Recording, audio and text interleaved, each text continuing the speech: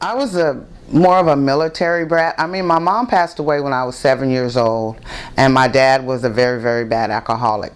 So I just made bad choices. I remember walking the streets, just homeless, just didn't know where to go. It was 3 o'clock in the morning, and I was just walking and walking and walking. And I said, God, I am so tired. Please send me an angel. It's like I closed my eyes and then I opened my eyes, and there was this old lady sitting on this porch at 3 o'clock in the morning. And she said, baby, are you okay? And I said, no. And it was the weirdest thing. That little lady sit there and talked to me all night long. And I had a warrant, and I wanted to go to jail, but I didn't want to go to jail.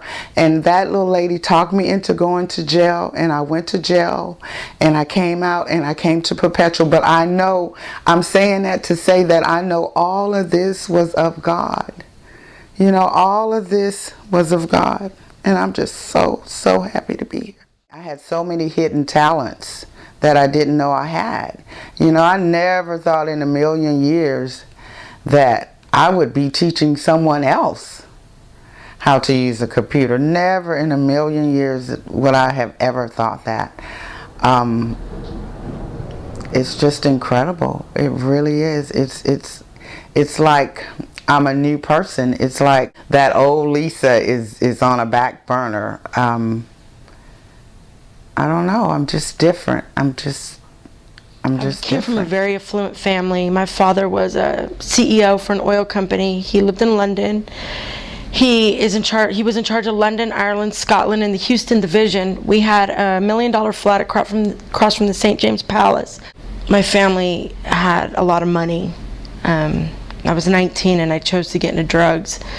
And from that point on, I went down a very dark and deep, very dark road that led me to a lot of horrible places and horrible events that happened in my life. Almost 17 years of hardcore drug addiction, from heroin to cocaine, crack addiction, feeling completely hopeless and lost. I'm from the streets of Houston, Texas. I didn't know where else to go. I felt at the end of my ropes.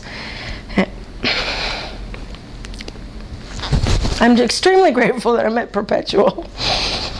That's all I can say on that. I'm sorry. Second. I'm okay. This is emotional. How far we've come. And I have learned to love myself and believe in things that I never thought possible. I started to think that maybe I was never gonna ever accomplish anything. But now I see the sky as the limit. I completely have turned myself around where my vision isn't small anymore. It's growing bigger and bigger. And Miss Cheryl gives us this hope, this drive, but she doesn't do any of the work for us. She makes us go after it. She always says, in your addiction you made it happen, so here you make it happen. And I think about that all the time because I would chase dope. So today I chase my recovery, I chase my work, I chase opportunities, and things are just happening for me that I had no idea. God is opening doors for me I had no idea would ever open for me in my life.